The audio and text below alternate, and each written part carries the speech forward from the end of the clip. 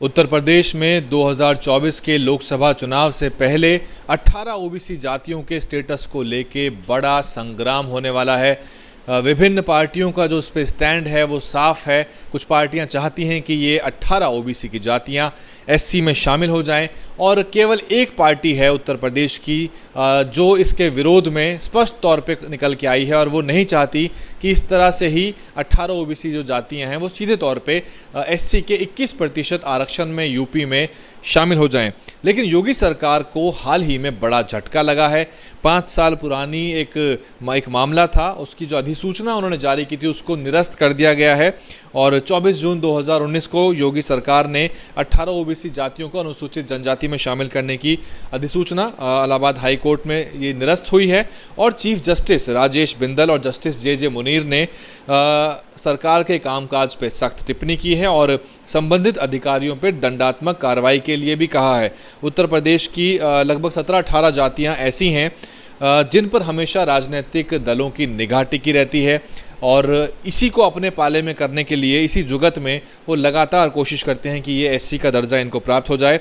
2005 में मुलायम सिंह यादव की सरकार ने और 2016 में अखिलेश यादव की सपा सरकार ने और अब 2019 में योगी आदित्यनाथ सरकार ने ओबीसी वर्ग से हटाकर अनुसूचित जाति वर्ग में शामिल करने की अधिसूचना जारी कर दी। लेकिन सवाल ये पैदा होता है कि जो शेड्यूल कास्ट की जो लिस्ट है उसको मॉडिफाई करने की जो पावर है उसको एक तरह से संशोधन केवल और केवल संसद कर सकता है। इसलिए टेक्निकली एडमिनिस्ट्रेटिव तरीके से इसको देखा जाए तो ये पॉसिबल नहीं है और इसीलिए कोर्ट जो है लगातार फटकार भी इसमें लगा रहा है और इसको केवल राजनीतिक कलाबाजी कहा जा सकता है क्योंकि इन जातियों में निषाद केवट मल्ला राजभर की जो आबादी है वो लगभग 12% बैठती है और जिनको सभी दल अपने राजनीतिक पाले में करना चाहते हैं। चुनाव से पहले इनके लिए बड़े बड़े वादे भी किए जाते हैं और इनको खुश करने के लिए अधिसूचना जारी कर दी जाती है बिना ये सोचे समझे और बिना इस बात की फिक्र किए कि ये अधिसूचना आखिरकार रद्द हो जाएगी और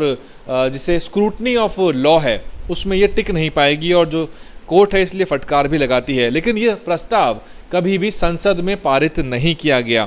इसमें केवल बीएसपी प्रमुख बहन मायावती का रुख जो है वो साफ है। वो कहती हैं कि अगर इन जातियों को अनुसूचित जाति में शामिल करना है तो आबादी के अनुपात में एससी का आरक्षण भी बढ़ाना चाहिए, जो कि एक वाजिब तर्क है क्योंकि अगर आप शामिल कर रहे हैं नई जातियों को तो जो जातियां जितनी आबादी रखती हैं उतना आबादी का प्रतिशत अनुसूचित जाति में बढ़ना चाहिए, नहीं तो ये पहले से अनुसूचित जाति में जो शामिल जो जातियां हैं उनके लिए नुकसानदेह रहेगा।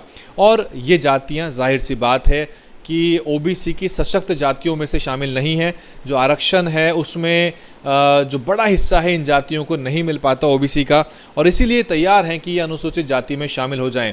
हालिया 3 दिन पहले की भी जो खबर है, योगी आदित्यनाथ सरकार इस पूरे प्रस्ताव को विधानसभा में मानसून सत्र में लेके आने वाली है और उसके बाद निकाय के चुनाव भी होने हैं, तो बहुत गहमा गहमी आपको उत्तर प्रदेश में देखने को मिलेगी। हालांकि ये बात साफ है कि केवल विधानसभा में इसको पारित कर देना काफ़ी नहीं है, ये वहाँ से पारित होकर केंद्र के पास जाएगा और फिर इसको संशोधन के रूप में जो शेड्यूल कास्ट की सेंट्रल लिस्ट है उसको मॉडिफाई करना पड़ेगा, तब जाके ये इफेक्ट आएगा और ये पॉसिबल नहीं है। ना ही केंद्र सरकार इसको बिल्कुल करना चाहिए क्योंकि ये अनुसूचित जाति को सीधे तौर पे आंदोलित कर देगा और वो सरकार के साथ सीधे टकराव की स्थिति में आ जाएंगी।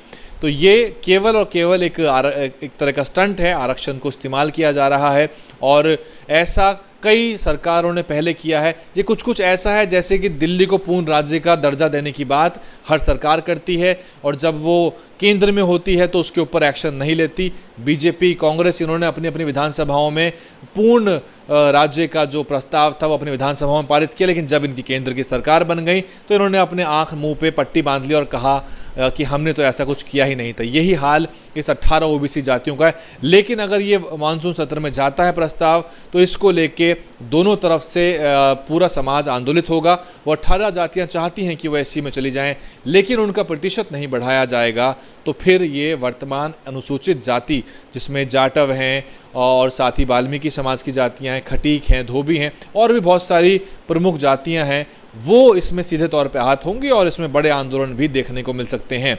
हालांकि ये राजनीतिक स्टंट है। आप क्या कुछ सोचते हैं इसके ऊपर और बीएसपी प्रमुख बहन मायावती का जो स्टैंड है उस पर आपके क्या विचार हैं, आप हमें कमेंट करके बताएं, क्योंकि ये केवल और केवल किसी जातियों को कैटेगरी चेंज करने का मामला नहीं है, इसके पीछे बड़ी राजनीति है।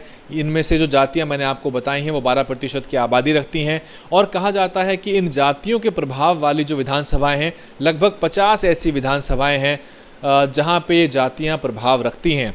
अब नगर निगम के चुनाव होंगे जिसमें 17 मेयर चुने जाएंगे, नगर पालिका परिषद के चेयरमैन चुने जाएंगे और साथ ही साथ जो तीसरी बॉडी है नगर पंचायत, उसके भी सदस्य चुने जाएंगे। पार्षदों के बड़ी संख्या पर चुनाव होंगे तीनों स्तर पे। जो अर्बन लोकल बॉडी के चुनाव में भी इसका असर आपको देखने को मिल सकता है। इस कदम पे अभी तक किसी राजनीतिक दल का कोई बयान हालिया नहीं आया है। बीएसपी का स्टैंड साफ है, लेकिन यदि योगी आदित्यनाथ इसको और परस्यू करेंगे, इस मामले को और आगे ले जाएंगे और मानसून सत्र में अगर ये आता है प्रस्ताव के रूप में, तो फिर इसमें सभी राजनीतिक दल जो हैं ज़रूर कूदेंगे और इसमें मायावती अपना स्पष्ट जो है रुख सबके सामने रख चुकी हैं। आप कमेंट करिए कि आप क्या सोचते हैं, इस वाकई में योगी आदित्यनाथ वाकई में ओबीसी जातियों के लिए, उनके आरक्षण के लिए इतने फिक्रमंद हैं, या उनको एससी जातियों के आरक्षण की बिल्कुल चिंता नहीं है? क्यों वो इस कदम को लेकर आगे बढ़ रहे हैं? आपकी कमेंट का हमें इंतजार रहेगा। आप देख रहे थे DNN हिंदी, मैं हूं वैभव कुमार। DNN हिंदी को सब्सक्राइब करने के लिए दबाएं लाल रंग का सब्सक्राइब बटन और घंटी का बटन दबाकर ऑल नोटिफिकेशन पर क्लिक करें। चैनल को जिंदा रखने के लिए नीले रंग का ज्वाइन बटन दबाकर चैनल को आर्थिक सहयोग करें।